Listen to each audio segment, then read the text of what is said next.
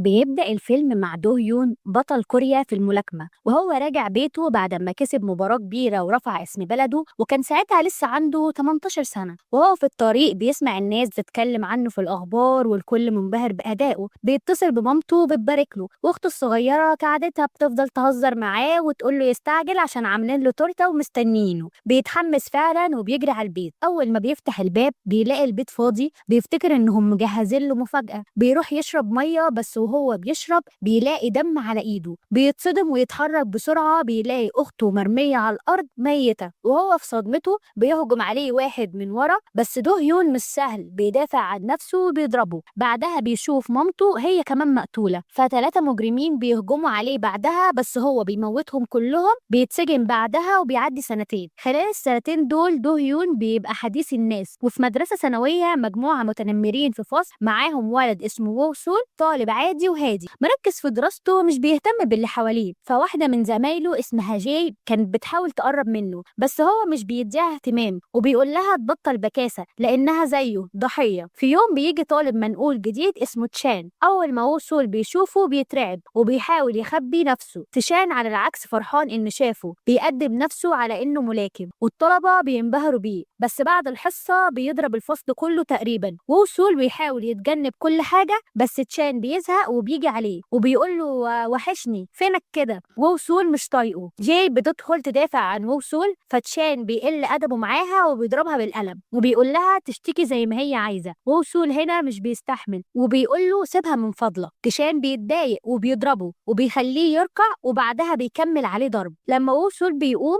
بيكون في ايده قلم وبيهدد تشان بيه، لكن تشان بيتحداه يضربه. في لحظه غضب ووسول بيضربه في عينيه بالقلم من غير قصد. الناس بتتصدم، لكن محاميين تشان بيخلوا التهمة تبان إنها متعمدة. ووسول بيتسجن، وهو في عربية الترحيلات بيلاقي نفسه قاعد جنب دو هيون اللي الكل كان بيهابه وبيحاول يخليه يقعد جنبه. ووسول بيقعد من غير كلام. بيوصلوا السجن، وهناك بيتعرفوا على زمايلهم وبيفهموا انهم في عصابات جوه السجن لازم يبعدوا عنهم. ووسول بيقرر يمشي جنب الحيط، بس تاني يوم في الملعب العصابة كانت بتلعب كورة واحتاجوا حد ينزل بديل. زمايله كلهم خلعوا وسابوه، فاضطر ينزل. بالغلط خبط واحد من العصابة ووقعه. الزعيم بتاعه اتعصب وقرر يضربه. فعلا بدأوا يجروا عشان يتسلوا عليه. ووسول بيخاف وبيجري على دهيون يترجاه يساعده. دهيون فعلا بيتدخل وبيقول لهم يسيبوه.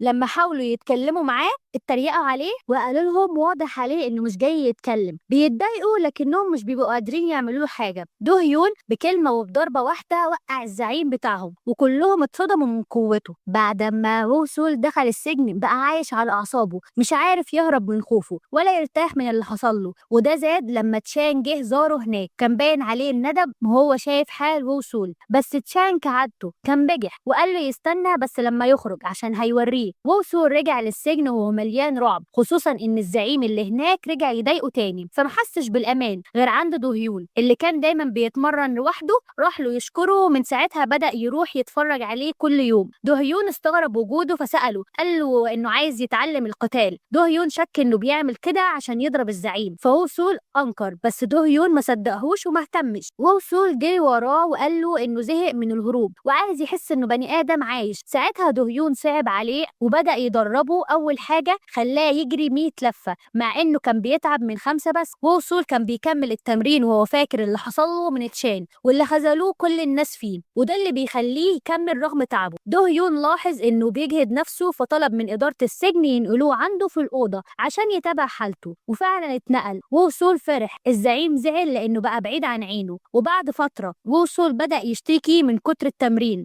لكن جسمه بدأ يتحسن وقوته كمان. اما تشان مستقبله في الملاكمة انتهى بسبب إصابة عينه وبقى تايه، بيشرب ويمشي من غير وعي. في مرة خبطته عربية، فلما السواق اتخانق معاه ضربه، وده لفت انتباه راجل غريب عرض عليه يشتغل معاه. تشان رفض في البداية، لكن لما الراجل غلبه بسهولة وافق، لكن شكله من النوع اللي هو بيحب يتعامل معاه. وصول في الوقت ده سمع من صاحبه خبر زعله، ان دهيون هيتنقل لسجن الكبار. بقى تايه ومش مركز في التمرين. دهيون لاحظ وسأله، فاعترف له وقال له دو هيون إنه لازم يتعود يعتمد على نفسه وما يستناش حد يمسك له إيده. وو سول حس إن لازم يثبت نفسه، وفعلا دخل في خناقة مع 2 من رجال الزعيم عشان كانوا بيضايقوا صاحبه، فضرب واحد فيهم فالزعيم اتغاظ وطلب يواجهه راجل لراجل. وو سول راح له واتضرب جامد لأن دي كانت أول مرة يواجه حد بجد ولسه ما اتعلمش كفاية، بس لما ركز في الآخر قدر عليه وكان هيقتله لولا دو هيون جه في اللحظة المناسبة ووقفه. رغم إنه زعلان منه فضل واقف جنبه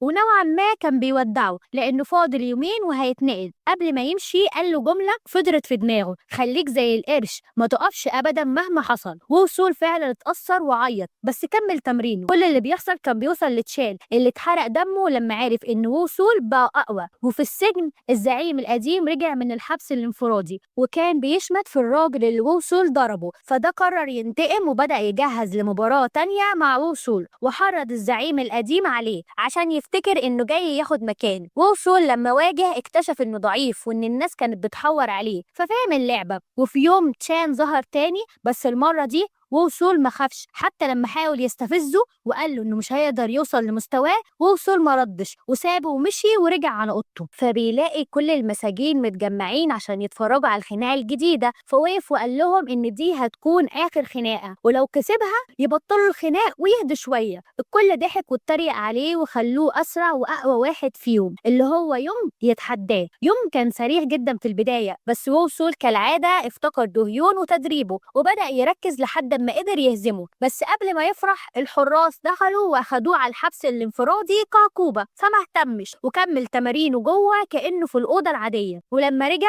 راح ليونج والزعيم القديم وقال لهم يبطلوا خناق ولقاهم فعلا هديوا فانبسط وبقى علاقتهم كويسة. حتى مع الزعيم عدى عليه آخر وقت ليه في السجن بهدوء. ودو يوم كمان كان في سجن تاني بيشرف على تدريب المساجين الجدد. يوم ما وو سول خرج افتكر دو هيون وتدريباته وحس بفراغ كبير، بس أول ما خرج شاف تشان واقف مستنيه. وو سول كان مش طايقه وتشان كان بيحاول يستفزه وقال له يتحداه. وو سول وافق واتخانقوا، ورغم ان تشان كان لسه اقوى بكتير وو سول افتكر نصيحة دو هيون عن انه ازاي يكون زي القرش ما يقفش، فدخل بكل قوته وغلب تشان لدرجة ان تشان معرفش حتى يقوم من على الارض. ساعتها وو سول قال له خلاص كده كفاية، كل واحد في طريق. وتشان اتجنن انه خسر، اما وو سول فخف شويه وراح يزور دو هيون وقال له ان بيبالغ في حكايه القرش وان شاف قروش قبل كده وما كانتش بتتحرك. دو هيون رد عليه وقال له يمكن كانوا نايمين ولا حاجه، وقعدوا يضحكوا سوا. وهنا خلص الفيلم. طبعا هنا بيخلص سيزون 1 اللي هو الفيلم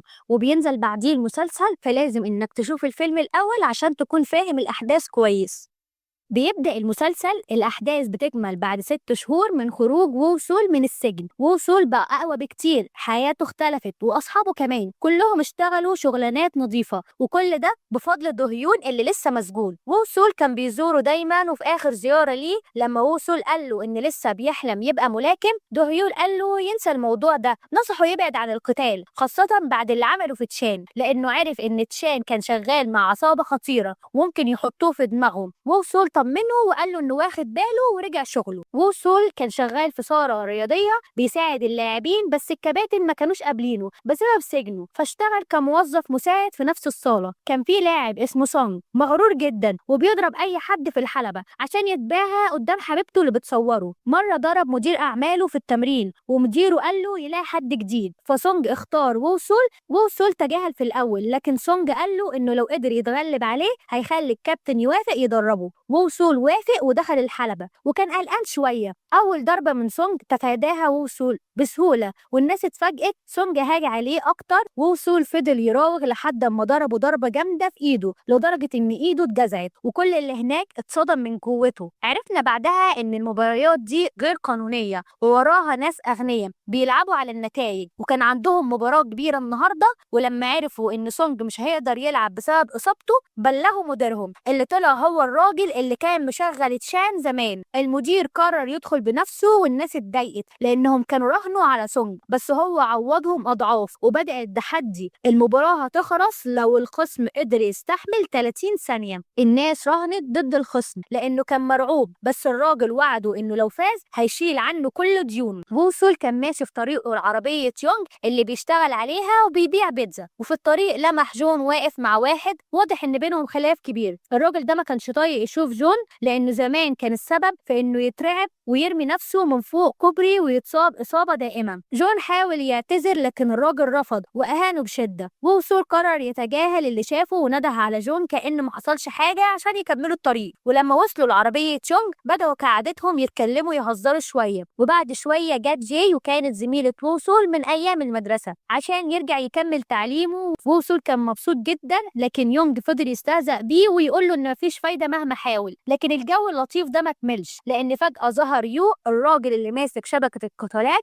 غير القانونية. وقف بعربيته في نص الطريق وكان هيخلي عربية تخبطه، ومن غير ما يهتم نزل منها وراح على وصول وسأله لو هو وصول وعرض عليه يشتغل معاه، فطبعا وصول رفض. قبل ده يو كان بعت رجالة يخطفوا سونج وخلوه يركب مركب هو ومدربه وحبيبته، وهناك اتعرضوا لضرب مهين. ولما حاول سونج يبرر غيابه عن التدريب عشان ايده اتعورت وقال له ان السبب وصول، يو اتريق عليه وقال له انه مجرد موظف مش حتى ملاكم، وسأله سؤال صعب: مين اللي معاك تثق فيه ويفديك بحياته؟ فاختار مدير اعماله. فراح يو وعرف انه قريبه وطلب منه يحط ايده في شوربه بتغلي وقال له لو استحملت 10 ثواني هيسامحه، لكن ما قدرش ويو خلص عليهم ورماهم في الميه. بعدها يو طلب من مساعده يجمع له معلومات عن وصول، ولما عرف انه هو اللي كسب تشام من فتره قرر يشوفه يمكن ينفع في لعبته. راح له فعلا وصول رفض. ولما بعد كده راجل من رجاله يو حاول يخبط عربيه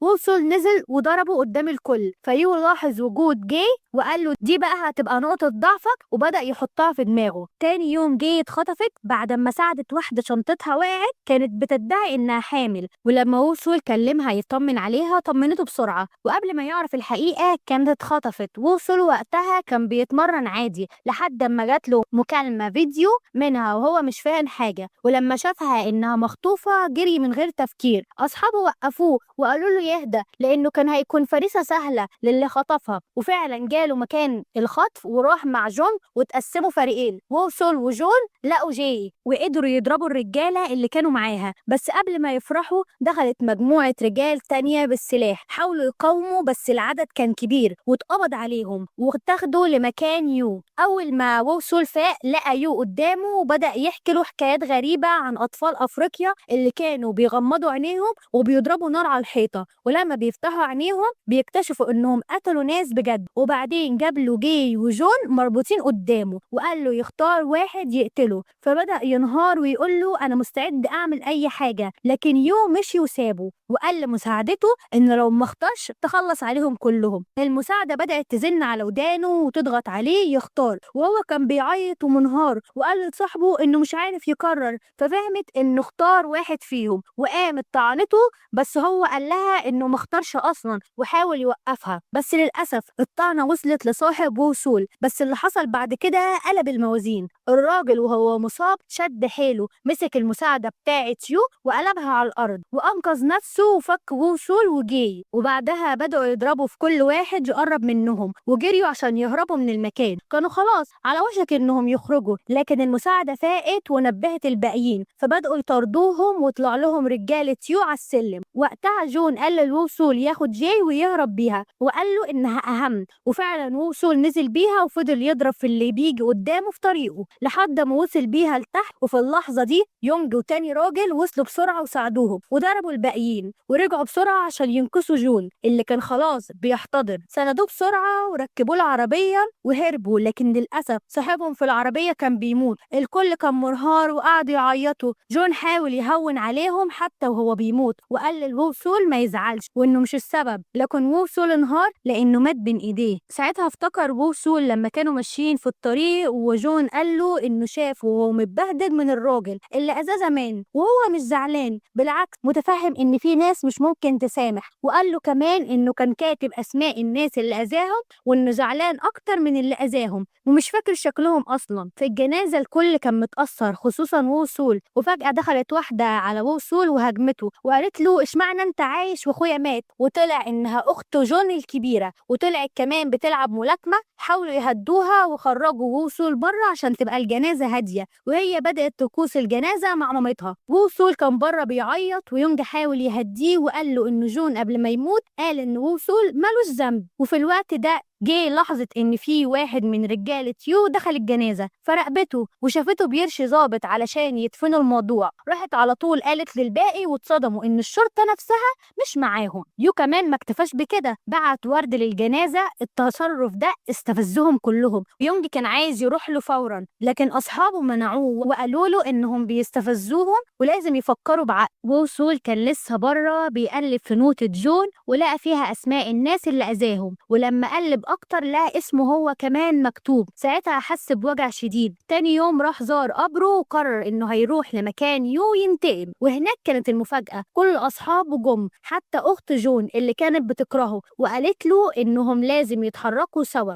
وصول قال لها عندك حق، وبدأوا إنهم يتمرنوا كلهم. وكان واضح إن أخت جون مش سهلة لأنها قدرت تهزم يونج في التدريب، فكانوا مطمنين إنها معاهم مش ضده. لما فقدوا جون الكل اتجمع وبدأوا يخططوا عشان يجيبوا دليل واضح على إن يو هو السبب في اللي حصل له وقتها جاي افتكرت إن يو بغروره كان مصورهم وهم بيتعذبوا، وقالت إن الفيديو ده لو قدروا يوصلوا له هيكون أقوى دليل ضده. فكروا يقتحموا المكان اللي فيه الفيديو، وأول خطوة في خطتهم كانت إن أخت جون تدخل المكان على إنها بتوصل أوردر عبارة عن علبة مقفولة. دخلت بثقة ومهما حاولوا يوقفوها رجالة يو ما تراجعتش لحد ما وصلت لقائدهم وادتهم العلبة بنفسها، وكانوا كاتبين على العلبة إنها ليو، وحطوا عليها الكارت اللي كان عند وصول أول مرة، وكتبوا كمان إنها مخصوصة لأوضة البث. رجالة يو صدقوا فعلا وودوها أوضة البث من غير ما يفتحوها. وقتها بدأوا يرسموا خريطة توضح لهم يوصلوا للأوضة دي إزاي، لأنها غالبا فيها التسجيل اللي بيدوروا عليه. بعد ما اتأكدوا إن العلبة وصلت حركوا عربية يونج للجراج، وكان فيها مايكروويف جواه معدن، وأول ما اتجمع حواليه عدد من رجالة يو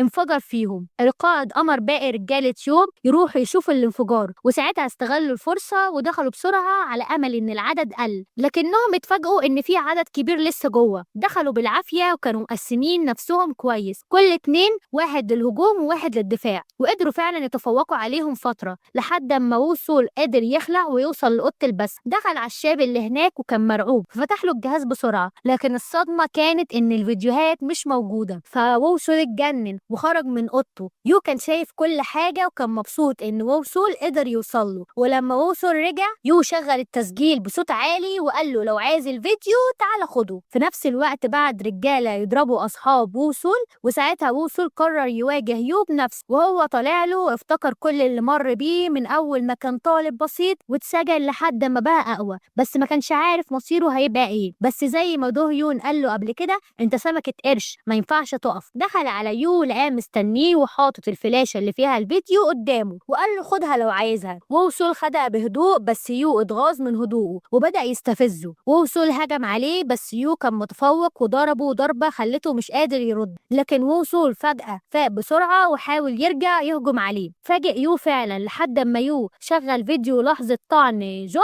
عشان يفقد تركيزه، وفعلا وصول فقد أعصابه وهجم بتهور، فبقى يو بيتسلى عليه. لكن رغم كده وصول ما استسلمش، فضل يقاتلوا بعض لحد ما وصول هجم على يو في لحظة كان هيقع من فوق، لكن وصول أنقذه مش عشان بيحبه، لكن شايف إن موته هيكون راحة وإنه لازم يتحاسب. سابه واقف مصدوم وراح سلم الفيديو واتقبض عليه واتكشف حقيقته قدام الكل، بما فيهم الجرائم القديمة اللي ارتكبها زي قتل الملاكم سونج وحبيبته ومدير أعماله. بعدها وصول كمل الخطة اللي كان جون بيحلم بيها، وبدأ إنه يعتذر لكل الناس اللي أذاهم، بس للأسف محدش كان بيعمل يقبل اعتذاره. في الآخر قابل واحد منه وقال له أنا مسامحة. بعدها راح زار دو هيون وقال له إنه نفسه يغلبه في القتال، فرد عليه يبقى لازم تتمرن جامد. فقال له سول وأنا قد كلمتي، وبدأ فعلا يتمرن بكل قوته. ما كانش لوحده، الكل بدأ يتمرن معاه وقرروا يشتركوا في بطولة للملاكمين الجداد عشان يستغلوا قدراتهم في حاجة قانونية ومفيدة. أما يو فاتسجن واتحط في نفس الزنزانة مع دو هيون. المسلسل ده كتبته سهيلة محمد وسجلته سهيلة محمد برضه، ومنتجه إبراهيم توكل. لو بتحبوا ملخصات الهندي تقدروا تتابعوها على قناة باكو أفلام، وما تنسوش تعملوا فولو على صفحتنا على الفيسبوك عشان يوصل لكم كل جديد. وبرضه ما تنسوش تدخلوا جروب الكدراما عشان بنشارك فيه كل حاجة. أنيو.